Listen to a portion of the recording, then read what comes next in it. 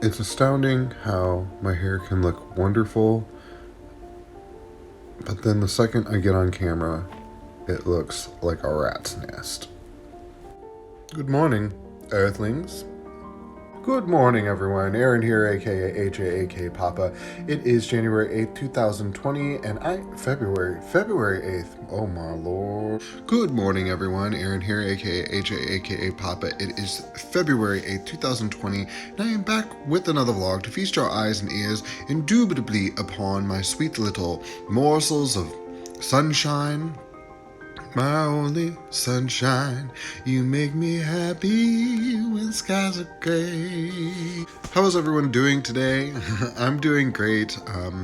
I slept well last night, although I didn't get 8 hours, which is, the bane of my existence. I always say I'm going to bed early, and then next thing I know, it's midnight. But anyway, I slept well for what I did sleep, and so I am grateful for that. For reading last night, I read more of the Montgomery book, A Search for the Truth, and I'm getting ready to ditch it. I think the last couple of chapters that I had read were really good, and there was some solid philosophy in there and some interesting things to get. But none of that was written by her. All of that was written by her guides, so to speak, or those who were writing through her. Anytime her guides aren't writing and it's her writing, it's super boring, and it's just a relation of stories that she's giving of people who've gotten readings from other mediums, and there's not a lot of talk about what her experiences with automatic writing or any of that, and maybe that comes later in the book, but I'm 130 pages in and I'm not enjoying it, so I won't stick with it for much longer if it doesn't pick up. Yoga got done yesterday, no problem, although it was pretty late by the time I got it finished. I did practice piano for a little bit, although I've been finding that I'm not finding those little pockets of time to practice like I want to, but we'll figure it out. And, of all of the things that I've committed to right now, the most important commitments that I've made are this vlog, 100 Days of Zen, and 100 Days of Yoga. So I make sure to get those in first, and then whatever else I have time to get done is a blessing and is a bonus. So anyway, the music thing's going all right. I haven't had any adequate time to do any songwriting, which is so depressing because it is my therapy. But with working 2 jobs and the vlog and yoga and just life stuff, cooking, yeah, that's another dynamic I've added now. As with me going back to veganism, it really does require that you process your own food and cook your own food. And like yesterday, I ate really badly and I feel it today. So, back to Whole Foods today, but it takes a little bit of extra time. So I'm really grinding down my extra time to pretty much nothing. And then when school starts, I don't know where the time's coming from. I'll find it though. I wanted to talk a little bit about the abundance that I've been experiencing lately, and it's nothing like remarkable. It's no like big miracle moment, but I just wanted to talk about it briefly.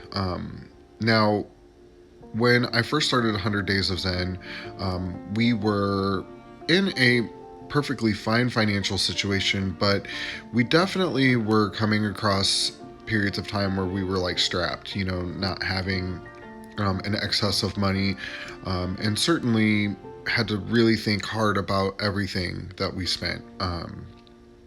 But since I've started this 100 Days of Zen and really focused on a positive outlook and, abundance, I have extra money in the bank. Now, granted, I got my tax return, but the tax return was pretty well spoken for. There were a lot of things that needed to get done with it, and I got all of those things done with money left over, and then actually had almost a small heart attack when I finally saw what the imbalance was after I got a lot of things done. But with that being said, with delivering, I've had just tremendous success with that lately.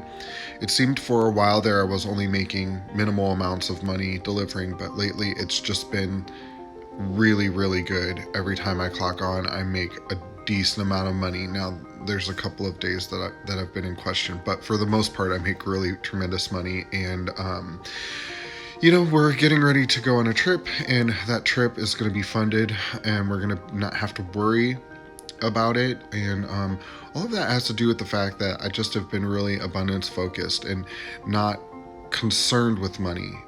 It seems like the more concerned you are with money, the more lack you feel in that department. And it's almost by like taking your focus away from money that you experience more abundance. Like saying, I'm so abundant that I don't worry about money at all. And yes, I've intended that I am abundant, but now that I have intended that, I could take it or leave it.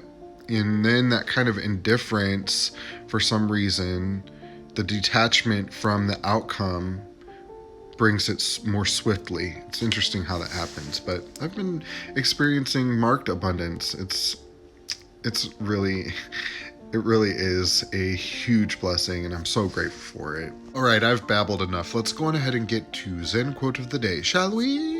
Zen Quote of the Day comes from Neville Goddard, who is an author. He is also one of the pioneers of the concept that imagination creates reality, and he's just written a ton of books. And now that I say that, I really need to reread some of his books because I remember having tremendously big awakenings while reading them, so we're going to get back to that. But our quote comes from him today, and it goes a little bit like this. Nothing comes from without.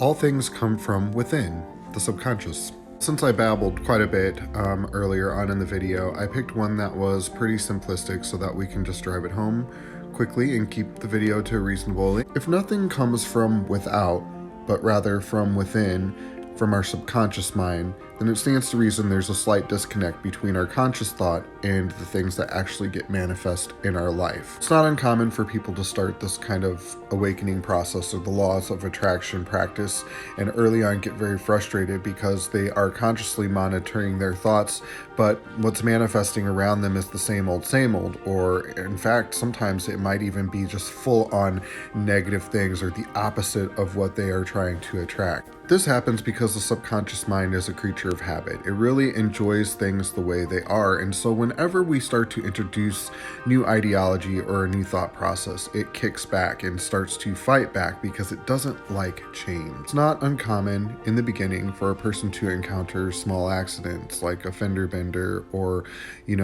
becoming very clumsy in the beginning of starting to monitor their thought process, especially their conscious thoughts. And the reason behind that is because there is conflict internally within self. The subconscious mind is battling the new conscious thought process, and because of that, the conflict within yourself brings conflict without of yourself. Sometimes conflict between you and other people, loved ones, becomes prevalent in the beginning, and this is because the conflict within yourself breeds conflict around you. It's usually during this time that people throw in the towel and say, well, this doesn't work. In fact, it's making things worse. Why would I continue to do this when it's causing turmoil in my life? Whenever you make changes to your conscious thought, it's going to take a little bit of time for the subconscious mind to catch up. If you think of your mind like a computer, it just takes a little bit of time for you to reprogram your subconscious mind. And so there will sometimes be a little bit of lag between what you are trying to do in your conscious thought and what actually manifests around you. And this is actually a good thing. That lag in time will help you refine your focus and help you determine whether or not these things are actually what you want and actually how you want them. As we continue to grow, we are always going to confront some sort of conflict or contrast. Because we are in the business of self-improvement, our subconscious mind is never in a state of full-on comfort, and because of that, we're always going to be in just a little bit of conflict within ourselves. The subconscious is going to just run around going, what is going on? How come every time I get comfortable, you start changing things again? And so these are going to bring about small manifestations of just conflict outside of yourself, or growth spurts, or just kind of growing pains, so to speak. Rest assured that these small manifestations or small conflicts are part of the process and shouldn't signal you that you are doing anything remotely wrong. It's just that The subconscious mind, while it's ticking behind the surface, is constantly saying, I would prefer if you would stop changing things every 5 seconds and give me the comfort of just a humdrum life. We enlightened persons will always encounter conflict or contrast within our lives, and we should actually welcome it gladly because it signals growth. Anytime we encounter something that must be overcome, it means that our mind has made appropriate changes to the subconscious, and the subconscious has sent up red flags saying that this is uncharted territory. Remember, whenever you encounter small conflict in your life, that these are things that have come from within you and not from without. It's really easy for us to pretend that the world is inflicting things upon us when in fact these are manifestations of an internal conflict. So will there ever be a time where our subconscious will be at peace and where we will be at peace within ourselves to the point where there's constant peace without of us? Unfortunately not, and honestly we wouldn't want it that way, because if we had it that way, our life would be extremely boring. Without the lows, we would never feel the highs. Without the sadness, we would never understand true happiness, and without depression, we would never understand true exhilaration. Want all the goodness of life, all of the good experiences, all the good feelings, all of the abundance, we have to understand that there will be times and experiences where we have the contrast of that, which is the opposite of it. And it's important to remember that without that contrast, without the negative portion of experiencing this physical form, it would be impossible for us to enjoy the positive side of it. So keep that in mind whenever we're encountering conflict or struggle in life, that these are manifestations of an internal conflict that needs to be addressed, and B, that this conflict signals growth, and that means that we are walking in the right direction and abundance surely comes on the other end of that conflict. Guys, get out there today and just infect the world with gratitude, love, and joy. I know you can do it. This world is a beautiful place, but we've got work to do. I'll talk to you later. Bye-bye.